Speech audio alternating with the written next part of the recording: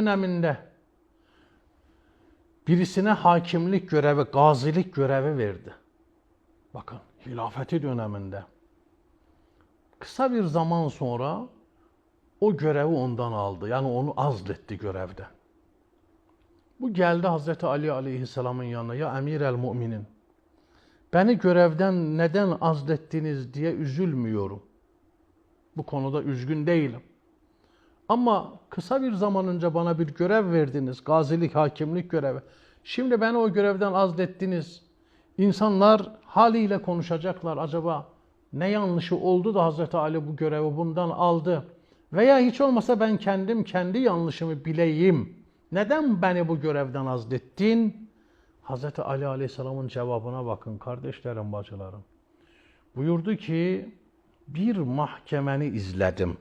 Takip ettim gizli bir şekilde, bir mahkemeni izledim. Takip ettim. Ve baktım ki sen mahkeme esnasında sesin sanığın sesinden daha yüksek çıkıyor.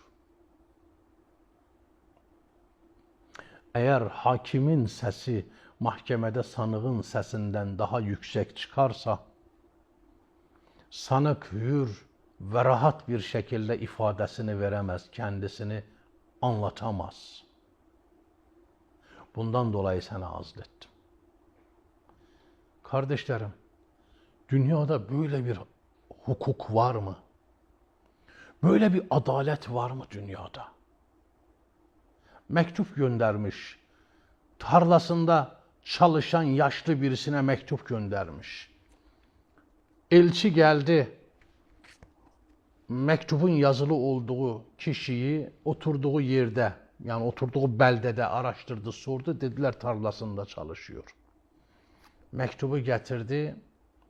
Onun oğlunu da buldu o beldede. Oğluyla beraber elçi tarlaya geldiler.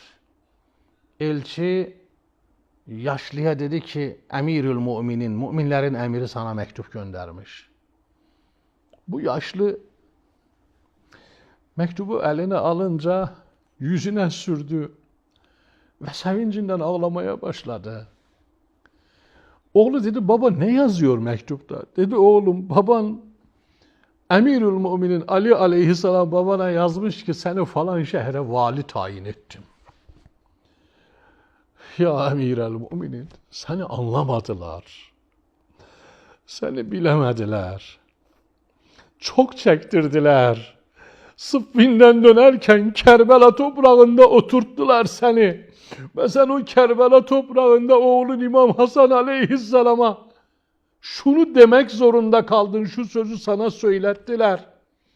Oğlun İmam Hasan aleyhisselam sana sorduğunda, baba bu toprağı niye kokluyorsun? Niye kokluyup ağlıyorsun? Oğlun İmam Hasan aleyhisselama buyurdun ki, hauna meşreul uşşak.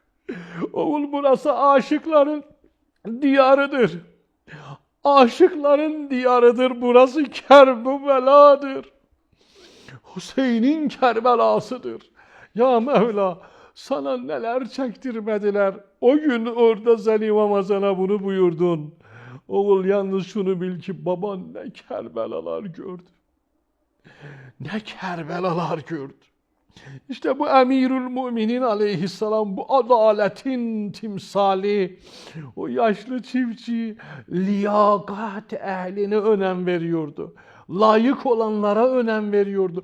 Bu falan kabilenin büyük şahsiyetidir, bu zengindir, bu şucudur. Hayır, Hz. Ali aleyhisselam liyakate önem veriyordu. Dedi, oğul, babana Hazreti Emirül Müminin aleyhisselam mektup yazmış. Seni falan şehre vali tayin ettim. Oğlu dedi ki, baba nasıl da seviniyorsun. Daha ayağında giyecek doğru dürüst çarığın yok. Az önce nedir? Ayağında çarık bulamayan fakir bir adamdın. Şimdi vali oldun. Nasıl da seviniyorsun? Dedi, oğul, vallahi vali olmama sevinmedim. Vali olduğum için sevinmedim. Hazreti Ali aleyhisselam ki beni görmüş, bana teveccüh etmiş, Bana nazar etmiş. Beni mutlu eden, sevindiren budur oğul.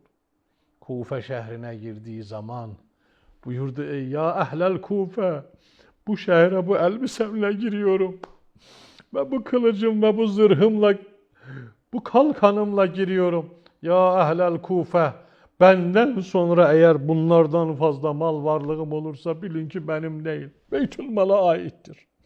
Bu Hazreti Ali aleyhisselam, o devlet başkanı dünyadan gittiği zaman oğlu İmam Hasan'a vasiyet ediyor: oğul, bu şehirde 700 dirhem borcum, dinar dirhem borcum var. Benden sonra borcumu ödersin. Borçlu olarak devlet, borçlu olarak dünyadan giden bir devlet başkanı. İşte bu Ali aleyhisselam evvelül mezlum diyoruz. Evvelül mezlum. Neden evvelül mezlum? Ondan önce mazlum olan yok muydu? Ziyaretnamesinde bakın, açın okuyun. Esselamu aleyke ya.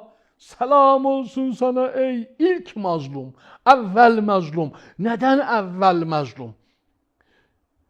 2 tane adil şahidin şahitliği ile kişinin hakkını kişiye veriyorlar. 2 adil şahidin şahitliğiyle insan hakkını alıyor. 120.000 tane şahidin olmasına rağmen Hz. Ali aleyhisselamın hakkını ondan gasp ettiler. 120.000 şahit olmasına rağmen. Kelam çok, söz çok, vakit yok. Allah şefaatini